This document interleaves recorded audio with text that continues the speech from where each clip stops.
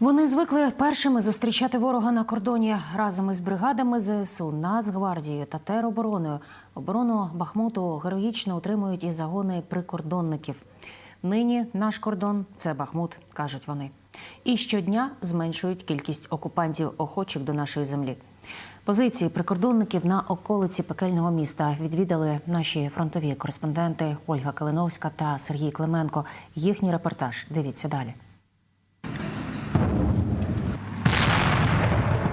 У пункті незламності, де мешканці Бахмута харчуються, гріються, заряджають телефони, увагу привертає кремезний чоловік з обпеченим обличчям та забинтованими руками. На питання, що трапилося, розповідає страшну, хоча й типову історію життя Бахмута. Хотіли, каже, порадувати пораненого товариша. На його день народження кілька днів тому зібралися на вулиці посмажити шашлик. Шашлыки жарили, прилетел вертолет. Ну и 3 или 4 ракетки рядышком. Ну, сгорело, в принципе. Ну, це таке, що наросте. Сгорел, ну, гараж, там, сарай, там, генераторы. У меня, можно сказать, на улице в одного они были. То есть все остались без зарядок, электричества. А так все нормально, ребят. Сгорело все, что, как знаете, говорят, всю жизнь собиралась. Все, не можу дальше, вибачайте.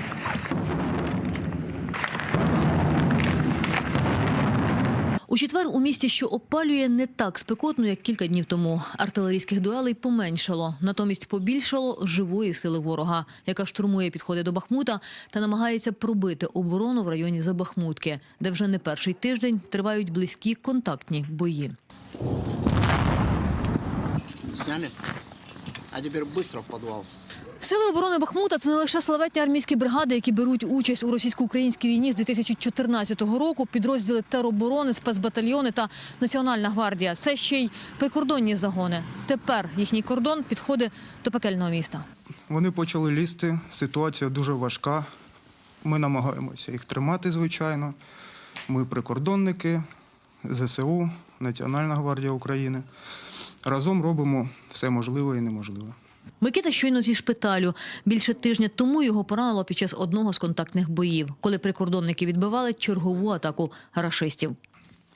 Вони почали розбирати будівлю з РПГ, почали кидати гранати. І так сталося, що змогли підійти дуже близько і у вікно закинули гранату. І осколок попав в бров. Кілька днів тому прикордонники добряче відповіли окупантам за Микиту та усіх поранених і загиблих побратимів. Вистежили, куди росіяни несуть боєкомплект, і влаштували їм смертельно полум'яний феєрверк. І ми помітили птичкою, що вони дуже часто туди почали заходити. Ми їх накрили, а оказалось, що то боеприпасы там были, они просто их сносили ночью, днем, потихоньку они носили в эти здания. Фейерверки хорошие. Да, за год я таких фейерверков не видел. Сьогодні вони, Микита та Мандарин, знову йдуть на бойове чергування, щоб стримувати та відкидати подалі ворога, який рветься у пошматоване місто. Для цього, кажуть, у них є майже все, окрім свіжих сил. Тут, в околицях Бахмута, рашисти переважають оборонців у рази, хоча й масово гинуть під артилерійським та стрілецьким вогнем захисників. Одного убили, привезли сразу следующего. Двоих убили, привезли следующего.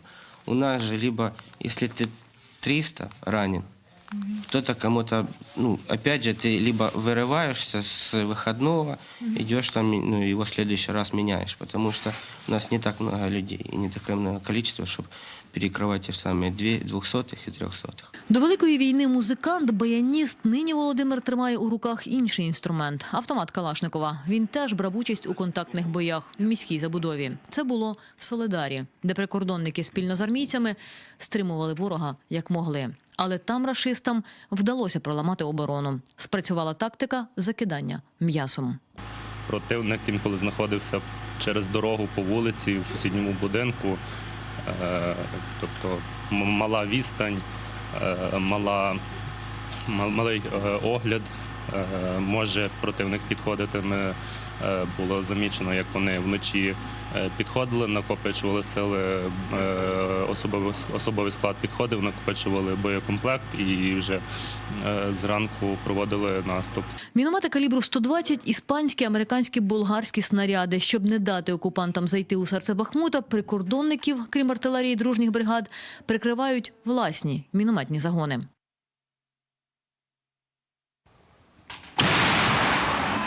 У них менше десятка хвилин, щоб встановити важкий міномет, навестися і відпрацювати вказані цілі. Скупчення живої сили, бліндажі, бронетехніку росіян. Іноді ці боги війни підбираються до нуля ближче, ніж снайпери. На 500 метрів. Щоб діставати ворога якомога далі. Краще, каже Михайло, бити їх здалеку, на підходах, не підпускаючи до пораненого міста. Прикордонники зазвичай перші зустрічають ворога і останні виходять із зони оточення. Ми маємо держати кордон. А зараз ваш кордон – це Бахмут? Зараз наш кордон – це Бахмут. З Донеччини Ольга Калиновська, Сергій Клименко, Сергій Малін, 5 канал.